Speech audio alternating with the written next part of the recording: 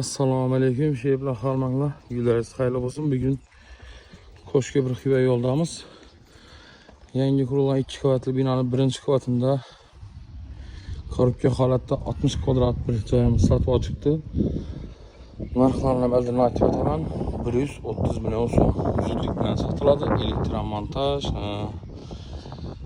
atapleniya ishlari ham 80-90% bitgan. Xudo xolasa video davomida ko'rib boraverasizlar.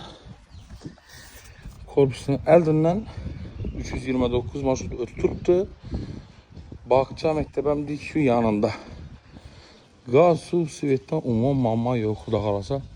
Dokumentlar 100% taq. Birga ko'rib chiqamiz videoni. Xudo xolasa. Sheplar yine joyimizga yetib keldik. Birinchi etajda yine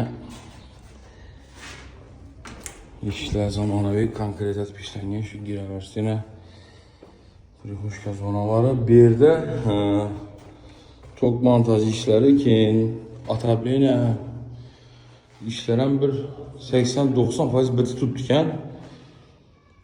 Bedangina giraverish.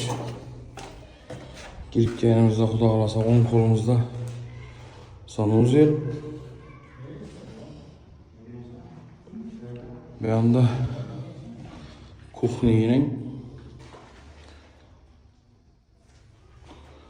pulni santexnika işleri, elektromontaj işleri bitgan birini gelip bir katel koyup verip turbalarni indirib qo'yaveramiz xudo xolasa.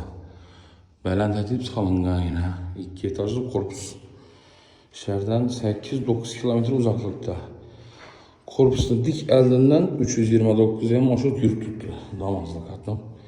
Yine spalni. Spalni'den görüşleriniz mümkün yine. Kichkina emas. Yine.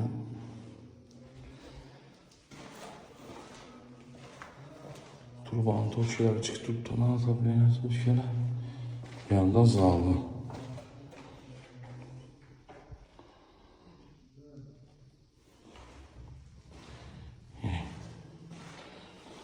Joyimizin narxına keladigan bo'lsak 130 million so'm.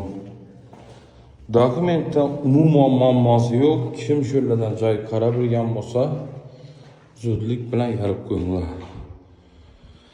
130 million so'm birinchi etajina 59 kvadrat dedilar. Dokumentda shu 60 kvadrat degandan joyimiz.